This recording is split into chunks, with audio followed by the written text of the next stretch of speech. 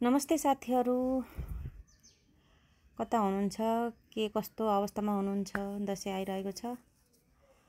धेरै दिन भइसक्यो मैले भिडियोहरू बनाउन पाइरहेको छैन। अलिकति दसैँको व्यस्तताले गर्दा पनि हो। जहाँ जे जस्तो अवस्थामा हुनुहुन्छ अलि आफ्नो केयर गर्नुहोला, सेफ रहनुहोला। यदि गाउँतिर जाँदै हुनुहुन्छ भने पनि एकदमै बाटोको अवस्था नाजुक छ।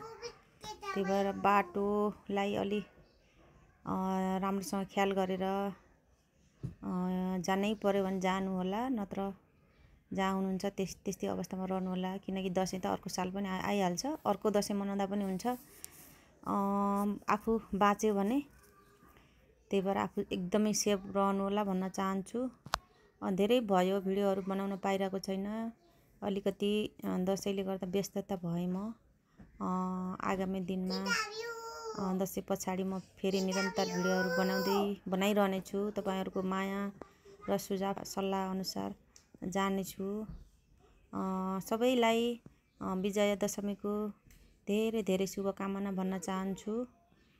ह्याप्पी दसैँ भन्दै एकदमै आफू जहाँ जे जस्तो अवस्थामा हुनुहुन्छ एकदमै सेफ रहनुहोला, आफ्नो धेरै धेरै ख्याल गर्नुहोला भन्न चाहन्छु। Happy Dashain all of you.